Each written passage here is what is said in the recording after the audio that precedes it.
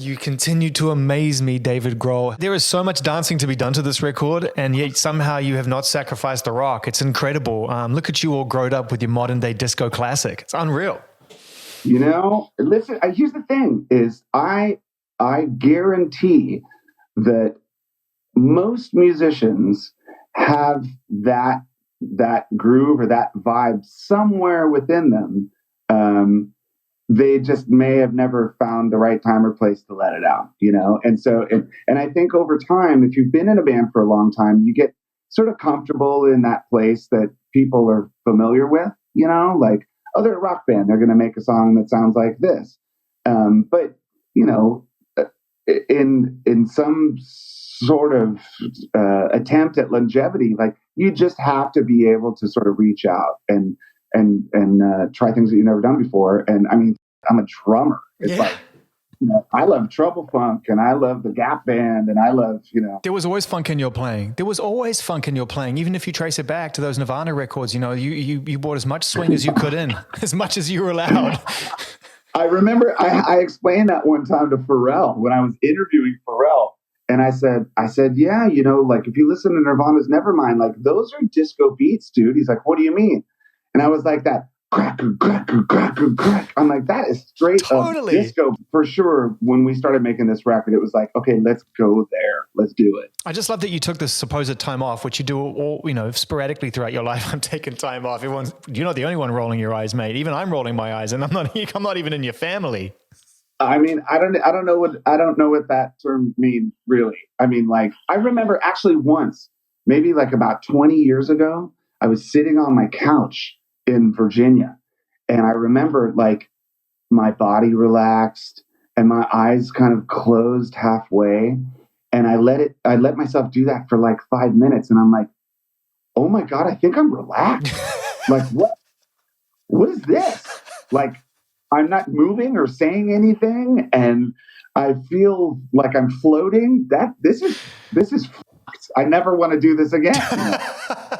So meditation is not on the daily ritual. Oh my God. Listen, I've had more than a few people say, Dave, meditate. And I'm like, dude, that's like throwing someone who can't swim into a deep, deep pool. I don't think I can do that. Well, you took some anyway. You came off the last tour, you took some. I don't know. There's that great Letterman quote, isn't it? That is, before you take time off to spend with your family, you should check with your family first. What's it like when you sort of decide that it's time for you to not be Dave Grohl in the rock and roll band, which your family, I'm sure to some degree, has gotten used to that rhythm of and get to, experience and celebrate that with you. But then you come home and you switch it off. What kind of person are you? Are you a nightmare? To be honest, it feels a lot more foreign to me to like jump up on a huge stage in front of a ton of people than it does to like wake someone up in the morning and make them pancakes and eggs and get their virtual learning started. Like, I actually try to keep the two very connected so that it doesn't seem like some weird Jekyll and Hyde thing. Like, I love artists that go up on stage and become someone that they're not when the lights are off, I grew up loving Kiss, grew up loving Bowie. I'd watch an artist like Alice Cooper or Marilyn Manson, people that like put on the thing and then they go do it. And then they jump in the minivan and take their kid to the bus stop. Like, I don't know if I could do that. Like, it would feel too weird to me. And actually it was a realization I had once where I thought, oh, I get it. The best way to do it is if you go up and you just be yourself. Like, that works better for me. As much as I love a band like Slipknot, I'm like, oh yeah, like that. Those are, these are fucking aliens. These are fucking superheroes. These are totally. Like, as much as I love that shit, I don't think I could do it. Like, I couldn't walk up there if I didn't feel like myself. So, I mean, the first time I ever saw Slipknot was at a German rock and roll festival on Album One when the masks were found on the side of the street and the boiler suits were homemade. And it was like, it was me. It was fucking raw. And it was me and it was Tommy Vance, late great Tommy Vance, and a few others on the side of stage. And I just remember the clown coming up amongst this plume of smoke with his fucking drumstick making this "I'm going to slit your throat" action. And I genuinely thought none of us are getting off the stage alive. Like, and I feel foolish thinking about it now because it's like I've met him so many times, but it was fucking scary. Well, it's weird because I remember, like, I didn't get into the Misfits until really this year because my 14-year-old daughter was like, Dad, listen to the Misfits. Like now I've got my kid getting me into That's the Misfits. sick. But one of the reasons why I feel like I never connected to it was it wasn't musical. It was I mean, it wasn't their music. It was the aesthetic where I'm like, okay, so wait a minute. Like say the guy like ran out of toilet paper, he's got to run to the corner shop. Is he going to have like the devil's lock and the thing on his face when he goes to pay for his toilet paper? Like I couldn't get it. But yeah, I mean, I've always thought like I'd hate to be confined by this claustrophobic feeling that like you have to be the guy on stage when you go to buy the toilet paper. And so I thought like, all right, well, I'm going to walk up on stage like the guy that had to go buy the toilet paper. But it's funny because the more you've become yourself, which is, you know, as you grow as a human being and you mature, you've carried that with you with the Foo Fighters and become more and more successful every step of the way. That doesn't always happen. A lot of your peers haven't been so lucky, you know.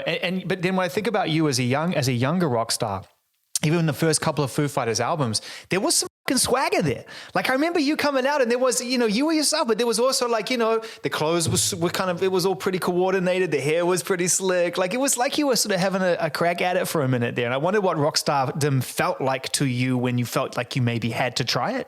I think that was probably my most insecure I've ever been in my entire life. Just feeling like I couldn't, you know, walk up and be myself. When we first started the band, you know, I'd never like really stood in front of an audience with a microphone in my face and a guitar in my hand. It's one of the reasons why I decided to do it. I was like, I've never done this before. I might as well. I got nothing to lose. Yeah. Let's just try it. But I definitely had like raging insecurities, whether it was, you know, how I looked or what I said or how I moved and all of these things that I'm sure a lot of artists have been through the same thing and maybe feel, you know, even longer into their career.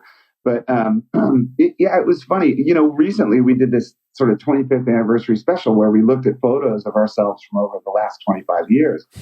And oh God, I mean, you know, it's like looking through a yearbook and seeing like your teeth hadn't grown in yet and you had fucking glasses and braces and you couldn't believe you had that haircut. And it's like that. And it's exactly the same because, you know, we've been in this band so long. We've basically grown up in this band. You know, like when we started it, I was 25 or 26 years old, and now I'm 52 years old. I've spent over half my life with Nate and Pat and Taylor, and you know, it becomes something more than musical. It's just like, okay, yeah, I know we're a band. I know we make records and we go out and play shows and shit. But it's so much deeper than that at this point. It's a lot deeper. God, I just remember Pat, man. I remember when you guys first came out, like Pat was just like... Oh, talk about swagger. Unbelievable. Dude. Yeah. The way he would play guitar like it was the most fun thing. Like there is nothing else on the planet that matters right now than you watching me play guitar.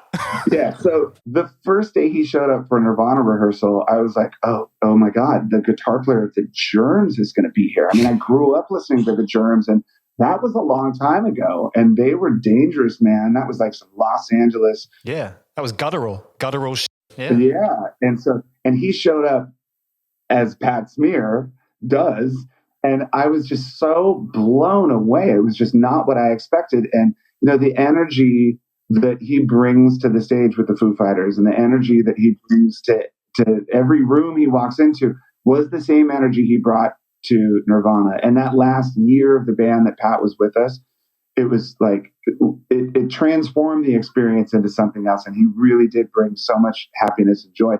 But you know, like I don't know if you remember, but the first few years of the Foo Fighters, Pat was the host of MTV's House of Style. Wait, what was he? I don't remember this. Yes, like Pat was he was a host of MTV's House of Style, so he would interview designers and supermodels and things like that.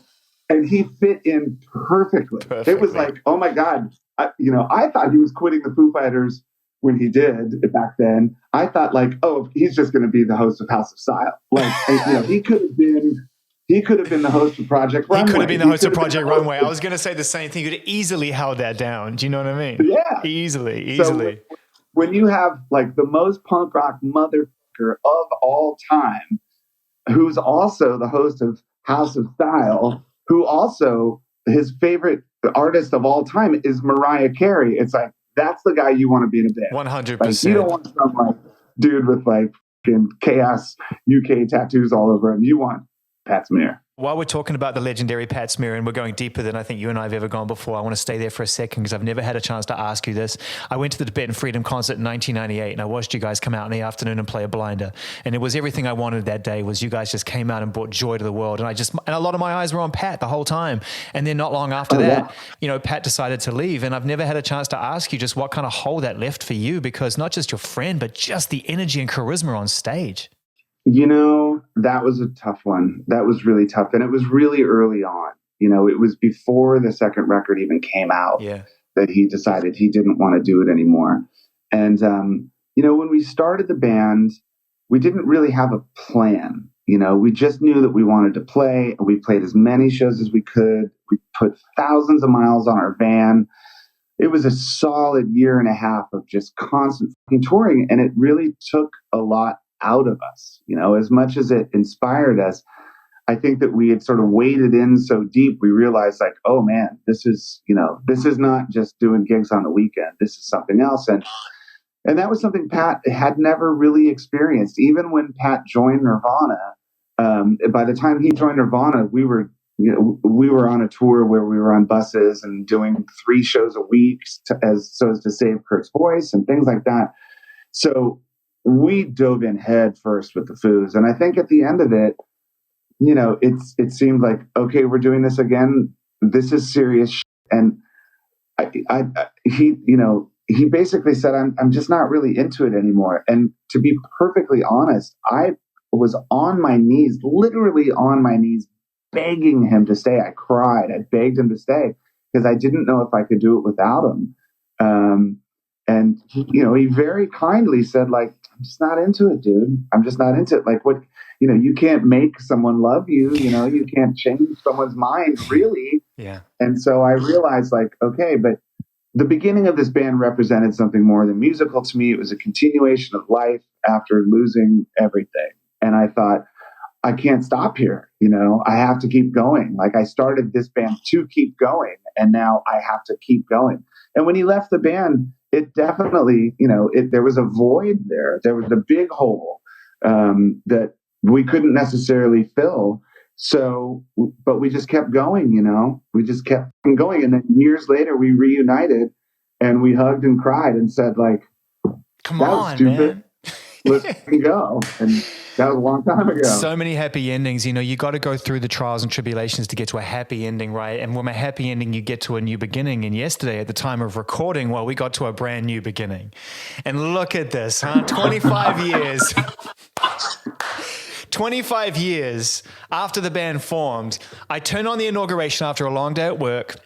I'm getting all these messages, how beautiful it is, but my head's down and focused.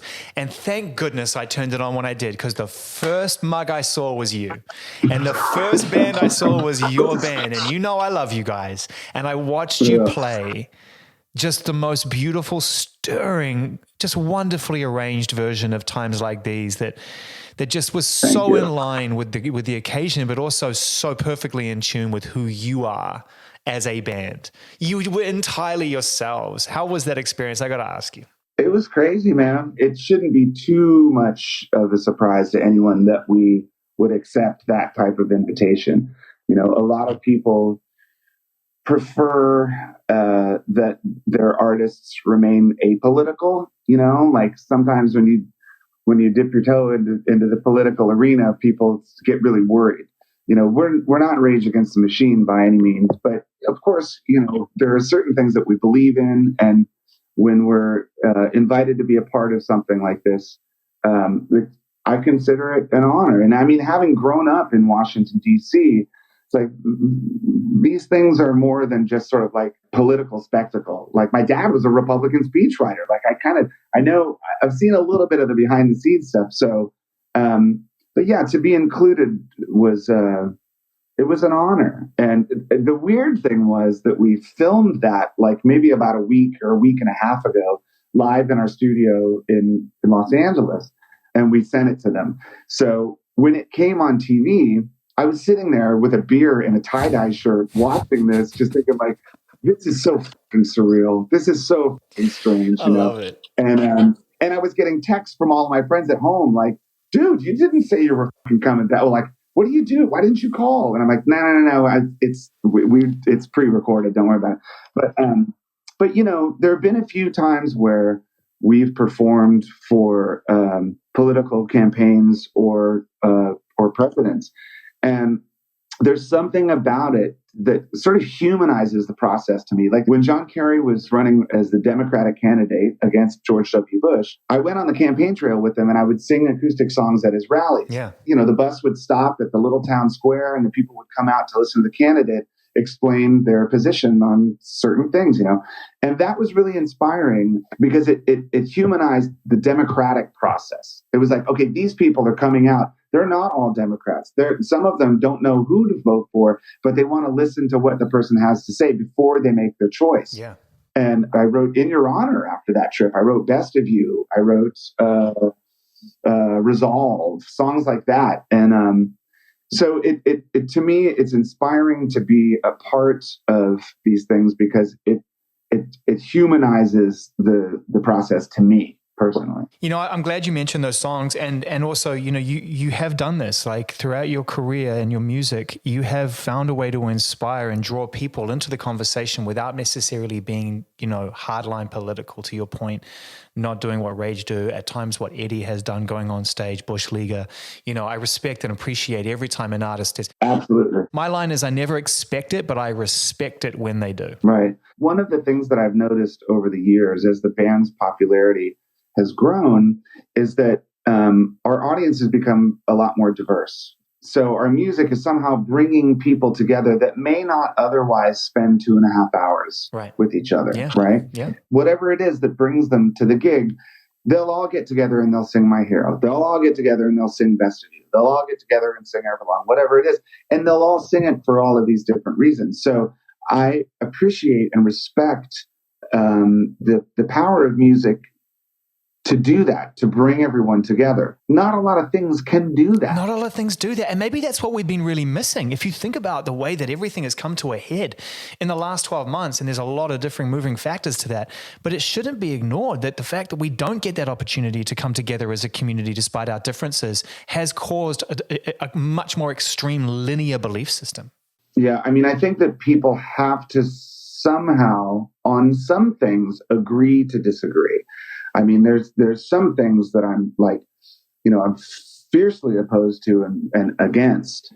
But I, having been raised by a Republican father and sort of a liberal Democrat mother, I had to sort of navigate this middle place. At the same time, stand up for the things that I believe in. I think that music is something that can bring us together, at least in a moment. But at the same time, you have to fight for the things that you really believe in, and there's certain things that I'm very against. So therein lies the unique chemistry makeup of every individual human being, right? Can you walk the line between the two things? Can you be an empath, and can you also be very specific about your beliefs? Yeah, it's not easy. It's not easy, and as you grow older, your opinions change. It gets harder. But it's funny because there's a song on this album which really takes me back to a very specific memory that I had, and I was so glad I wasn't alone. You wrote a song Waiting on a War because of that feeling that you got like the world was going to end.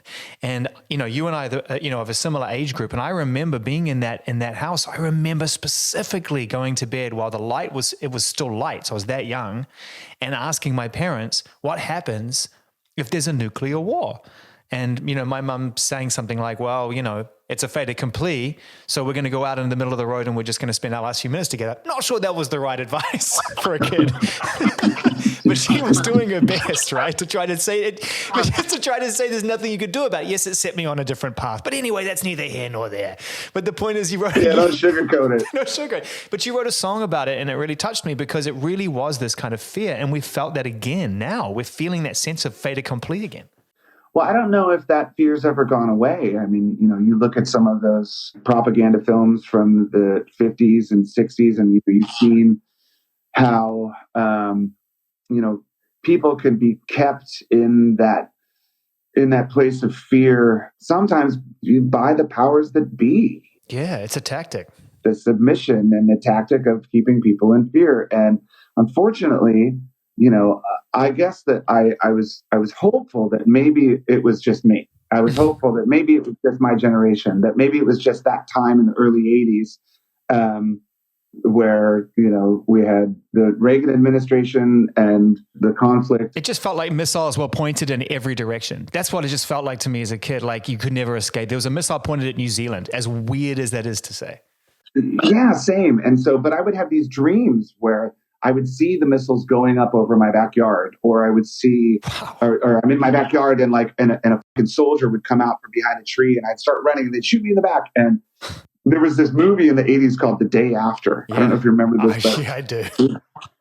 Oh my God, how fucking terrifying. Like, unbelievable. Like, so as we were making the album, this is fall of 2019, I was taking my daughter Harper to school and she looked at me and she said, Dad, is there going to be a war? And I said, well, what makes you say that? And I guess that she had either seen something online. She's 11 years old. If she'd seen something online or maybe saw something on the news that, that gave her this anxiety and this fear that there was going to be a war. And it immediately took me back to when I was her age. And then it made me so sad. It broke my heart that she was feeling the same way I did when I was young, and that any child should lose their childhood to this overwhelming feeling of like hopelessness and fear. And there's so much more to life than just that dark feeling. Like you have to find the good. But so I wrote the song Waiting on a War that day. And at the time I wrote it for my daughter Harper. And like when I listened in the last few weeks, having listened to that song as we're like preparing the video and editing the single and stuff, I'm listening to it. I'm like, God, if this song doesn't apply to right now, holy shit. I mean, it's crazy. There are lots of moments on the record based on the timeline versus now and we saw this with the Run the Jewels album and everything else, where art and reality are really meeting in some crazy crossroads here, where it's almost like you're just seeing around the corner of what's coming. I mean, that's what you hope to achieve as a writer, but you can only tell your truth at the time. It just turns out it's true now. There's not a lot of foresight when you're writing songs. You're usually sort of like in this introspective place where, well, I'm usually sitting on the floor of the vocal booth and everyone's like, Dave, come on, let's go. We got to sing something. Let's go. Come on, let's go. And so, but in a way, you could write some of your most revealing lyrics because you don't have time to self-edit. You're just going like, bleh, and you're just like writing whatever's like racing through your brain. But when I listen back to the things that I wrote, a year and a half ago, a lot of those things do apply to what's going on right now. But mostly, those feelings I'm not the only one that feels this way. Like, I'm not the only one that feels the way I feel when I sing Making a Fire or Shame, Shame or whatever. No Son of Mine. Songs like that, it's like they're pretty like universal emotions that most people feel. And they can apply to, different periods in your life. But a lot of the songs I listened back, like Medicine at Midnight, I was doing an interview with someone and they're like, it was a Japanese person. They're like, Medicine at Midnight, are you referring to the vaccine? And I'm like, no, I'm not. I'm referring to like a whiskey before bed. Yeah, I was going to say, it's a different kind of vaccine. I mean, exactly. When I listened to the album for the first time, no disrespect intended, but it was pretty clear to me, perhaps because I've had a whiskey with you here and there, that it was that's clearly what you're writing about. Yeah. I don't need a prescription for that medicine. That's true. You write about things like Shame, Shame, and we talked a bit about that at the end of last year, and it is one of those things I've never heard really beautiful, actually put on record in the way you did it, given a personality, given a physical form, more than just, you externalized it. It's something that just gets internalized so effectively because it is a killer. I mean, shame is one of the great killers. And, yet somehow you gave it a face and you made it into something that was useful. And I've just always really tried to reject shame. I've always tried to get past it. I've always felt that it's a very toxic experience. There's some things that are just difficult to feel. And I don't mean that they're difficult to literally feel, but they're hard to face, I think it's one of the reasons why a lot of people go to therapy and have someone to talk about these things with, because God forbid that you just like bottle them up inside. Fortunately, I have a place to put these emotions, whether it's, on a sheet of paper in front of a microphone or in front of thousands of people under the lights at a rock show. Yeah. If I didn't have anywhere to express these things or to put these things, I wouldn't be as happy as I am. It's a strange thing to say, but there has to be some sort of balance. Like, I hope that everybody has some way to express these things that they're not willing to confront. And with that song in particular, it's like everything just sort of fell into place. The dynamic of the song, the mood of the song, the tone of the melody, the visual.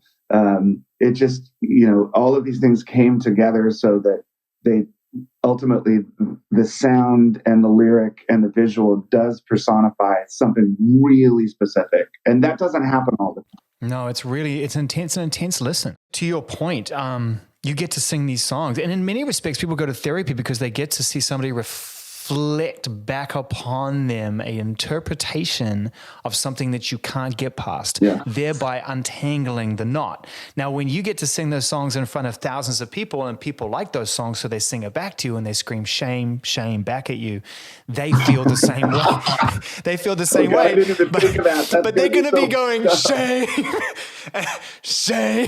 I didn't even think of that. It's a big game. It's a bit Cersei. You know what I mean? It's a little bit Cersei. Yeah. Oh, no. God damn it, Zane. That's terrible. Well, you know what's strange? As we were saying that, I may have told you this before because we've done so many interviews over the last 25 years. When I was a kid, I used to have this cassette player. My mother gave it to me, I think, for Christmas or my birthday. And it was just like one of those portable cassette players with a handle on it, right? I would put cassettes of my favorite music on as I went to sleep. I'd hit play. I'd put it on my windowsill right next to my bed. Then I had these blank cassettes and I would put them in and I would hit record and I would talk about my problems. This is maybe when I was like 13 or 14 years old. Wow. I would hit record and I would just talk about what was going in my life, like the things in high school and things with my father and things like I was like revealing my innermost feelings to a cassette tape. And then I would hit stop and I would rewind it, hit play, and I would fall asleep listening to myself talk about my problems. Whoa. Isn't that fucking weird? I don't know why I did it. I don't know for how long I did it, but in this weird way, it gave me this whole other lens or perspective on it because they weren't just thoughts in my mind. I was hearing myself saying these fucking things. Yeah. And so I had cassettes that were just filled with the most fucking depressive teenage shit. And I would fall asleep listening to them, almost like someone listens to like rain clouds and riverbeds. And I fucking love that. You know why I love that? I mean, yeah, I really do hope your mum still has them someday. And at some point, maybe for your 60th, they come out. Burn those tapes, dude. They are. I bet you did. I bet you did. But the thing is, right, I kind of love the fact that you had enough self-awareness to realize that by actually externalizing it again, you kind of de-controlled it. It lost its control over you. It became this thing that was no longer real. First of all, I mean, I inadvertently stumbled into that. It wasn't like some sort of decided therapeutic process. It was just like, I'll just talk about how much I'm pissed at my dad. It's similar to when I hear a Foo Fighters song on the radio. Yeah. So if I hear a song like Best of You, if it comes on, it's not unlike me listening to my problems on those cassettes when I was a kid. It's like, oh my God, I'm hearing myself say these things. Hey, Dave, how haunted are we talking about this place in Encino? Have you ever been in a haunted house or have you ever lived in a place that just felt off? Yeah. When I lived in Seattle from like about 1993 to 1997, I lived in a house that was a new house on the edge of the woods north of Seattle that definitely had something or someone else in it, right? I never made a huge big deal out of it. I was never one to like be overly concerned or spooked by that kind of thing. But weird shit went on, they're like noises and doors opening and footsteps and dreams and the feeling that someone's, as you're sleeping, right in your face. Yeah. Reoccurring dreams of a barefoot woman in a muddy dress and sweater with her, like reoccurring dreams of this same person just staring at me from the living room or staring at me from the basement or like things like that. And it went on and on and on and on. And it was fucking weird, but I stayed in the house. I mean, I didn't move away.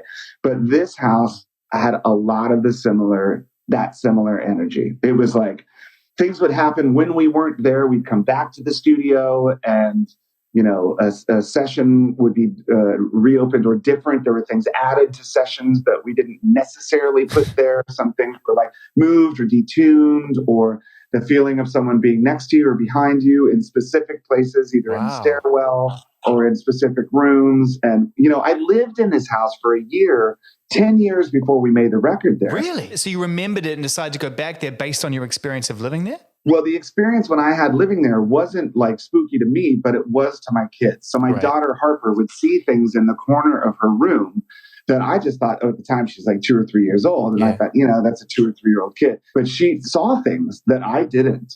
And, but then, and I rented it for a year while we were remodeling my house. And then when we went back there to do more stuff, it was weird. Like, to me, when you make a record, I would hate to just like wander into some sterile laboratory studio where a million bands have made records and then just kind of like get creative. Like to me, it's more about the experience and the communal experience of doing it somewhere that sort of challenges the process, like in a basement, the Sonic Highways episodes, like all of those different places. And so doing it in a house like that only added to the experience. It also made us want to get the fuck out of there. Yeah, because I was going to say the record was done really fast, and then I read why, and I was like, no shit. Yeah. It was like...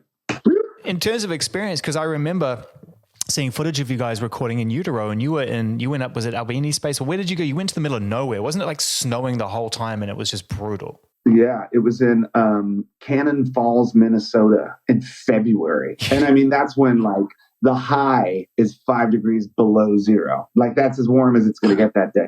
And it was this house that had a studio not connected to it, but about 50 yards from the house.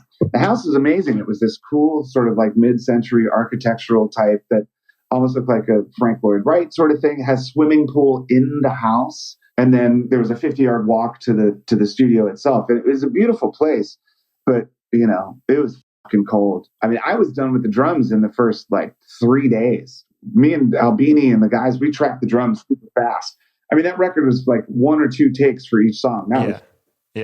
We spent another week there as Kurt did the vocals. But again, it was like, cool, let's record this and get the fuck out of here. What was the one that you didn't want to end? What was the session? Was the one that you recorded at home with Butch, where it was just like you just get to walk down the road and up and walk down the driveway and up into your garage? Was that the one? That was an amazing experience. My only problem with the making of Wasting Light, which we did in my house, was that I would wake up every morning and literally mop the floors. Mopping the fucking hardwood floors with a bucket. Because it's yours. I mean, to me, it's my fucking house. There's like beer cans everywhere. I mean, you would do the same thing. Totally. But yeah. So, when we made our third record, Nothing Left to Lose, I had just moved back to Virginia after being away for 6 or 7 years, or no longer. I don't know, a while. Bought this house in the neighborhood where I grew up. Built a studio in the basement. We weren't signed to a record label at the time. We were let out of our contract. And so we built our own studio in the basement. It was springtime. Springtime in Virginia is so fucking beautiful, man. Like the leaves start coming back and the cherry blossoms are out. And now you can go outside in a t-shirt. And we were barbecuing almost every night and playing basketball and drinking beer every day. And it was the most relaxed. That record, I could have made that record for a year. It was such a fucking, it was like kids in a fucking treehouse. It was so much fun. It sounds like it. That album is light on its feet in that regard too. I mean, even when you think of a song like Aurora and you just think about the way that it drifts in and out of consciousness, right? It really does feel very peaceful, like you've made it home. It's like, that's a homecoming song, that song to me. It's like, that's what you listen to when you're driving the last 5 miles home. Oh, that's so cool. Yeah. I mean, that was also a big time of discovery for the band because when we made that record, it was just Nate and Taylor and I. And I think it was the first time we really felt connected as like a creative unit. It was like, all right, like now we get each other. Now we're a band. Let's do what we want to do. And I mean, also at the time, all we were listening to was like 70s AM gold music. It was like Jerry Rafferty and Andrew Gold and 10cc. So we, and bands like Korn and Limp Bizkit. Cold Chamber. Like there were all these Yeah. new metal bands that were huge, going like Limp Bizkit, stuff like that. And we were like, no man, we want to sound like 10cc. It was pretty cool. It worked. And it also kind of like, you know, for me, it was one of those moments where I realized that you could do absolutely anything. I think about how far you've come, man, from the van to now. And I can't wait to see the documentary, What Drives Us. How's that going? I mean, are we going to see that this year? It's great. I mean, we're in post-production right now. So yeah, I mean, it's going to happen like really soon. It's going to happen. It's coming quick. Can't wait. And it's great. I watched the final cut the other day, and you know, one of the great things about it is that it will remind you of your love of live music. And it's, I mean, of course, right now everybody's in that place where they're starved for it and they just want to like kick down the front door and run outside of the nearest stage, you know.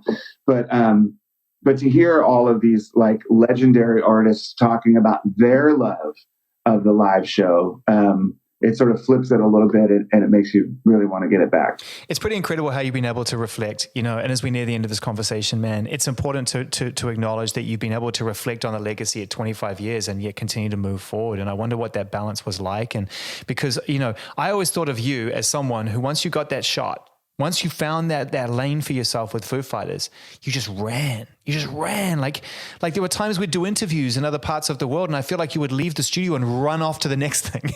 Like you'd barely have time to say goodbye. You'd just be running to the next thing you wanted to do, and then to be encouraged to pause and think about legacy. You know, how did it make you feel last year under these circumstances doing it? I'm not good at thinking about it. Like I'm good at thinking about other things. I'm not good at like, really, like I said, that one time I sat on the couch and my eyes started to close and I felt this relaxed feeling. I was like, this shit. Like I was so not into it. In the same way, you know, I'm just happy that we've survived. You know, I'm happy to be in the place where we are right now. And I know that we're here because all of the things that have come before, but you know, I don't necessarily want to spend too much time celebrating all of that shit, because that's just going to keep me, that to me is sitting on the couch with your eyes half closed. It's like, I don't want to fucking do that. I want to, like, I've already had 9 cups of coffee. I know what I can do today. Is that why when you started writing last year, you were writing tales and stories and anecdotes rather than kind of personal reflections? It felt very much like you were a voyeur of your own experience rather than telling a autobiography type experience. You know, it's one of the reasons, but first of all, when everything shut down, I had a real fear of becoming complacent or like stagnant or just like, oh my God, nothing's happening. I just made a record. I'm not going to write a bunch more songs. Like, what am I going to do? And I thought, oh, this is something that I've never had the time to do. And I honestly thought, okay, this is going to bring people like 5 minutes of happiness or joy in their day. Like I'm going to write this true story about hanging out with Pantera. I'm going to write this true story about when David Bowie told him to fuck off. I'm going to write, and I thought, okay, well, you know, these are good because I'm a fucking loudmouth. Like I never shut up. And so why not put it on some Instagram page where people can like fucking giggle, you know, like read it. But then it became like an obsession of mine where I was like, oh my God, I have to do this more. Oh my God, I have to do this more. And I just kept writing. I mean, I kind of stopped posting stuff on that thing, but dude, I've been writing my ass off. There's got to be something in the pipeline there because they're too entertaining and you have too many stories. It's in that same sort of short story format that I write all of these things. Part of it is to entertain, but another part of it is to sort of explain to people my perspective. Because you have to imagine, like, watching something like that inauguration. I mean, I'm sitting on a fucking couch at a tie-dye with a Coors Light watching the Foo Fighters as if, like, they're another band, you know? I'm not like, wow, me, yay. I'm just like, God, this is fucking weird. And so that's kind of the perspective I write all of these things from, which I'm sure most anyone would relate to. Like, how the fuck would you feel? You know, how would you feel if you're, like, on an email exchange with Bowie and he tells you to off? It's like, like it just doesn't seem real. And in a lot of ways, it's almost like your life flashing before your eyes as it happens. So it's a really weird thing, but I love writing. It's great. Man, it's been so good to see you. This album is fantastic, bro. There's so much groove and so much honesty and truth, really is. And for you guys to be at this point making records as vital as this, and I can't wait to get whatever format those stories take. What does it feel like this year going forward for you? I mean, obviously we've got a new president, which is beautiful, but beyond that. I try not to get caught up too much in trying to predict things, because I feel like, it's like that old saying that, worry is like a rocking chair. It gives you something to do, but it doesn't get you anywhere, That's good. In that same way, it's like you can predict as much as you like in life, but ultimately life's just going to take you where it leads. You can't necessarily control everything. So, to me, it's like, I'm going to make it to the end of this interview, and then I'm going to walk out there and see what I need to do for the kids. Is there milk in the fridge? What are my responsibilities for the day? And I mean, honestly, it's as simple as that. And knowing that we're not necessarily in control of any sort of prediction. Like, okay, so I think it's going to be fall. I mean, listen, when John Silva calls up and says, "Hey, you got an offer to play, blah, blah, blah. Do you want to book it?" I say, absolutely, book it. And I cross my fingers and I hope that it happens, because once it opens up, dude, I mean, I don't know how many shows I just booked, but once it opens up, I'll be there. But I do realize that the most important thing is that it's safe to do. And it's safe for everyone. That takes everyone to get there. I think it's important that people realize, we have to fucking look out for each other. We have to, we're in this shit together. So let's get together and get through it. And, I cross my fingers and hope it's sooner than later. But all I can say is I'll see you there.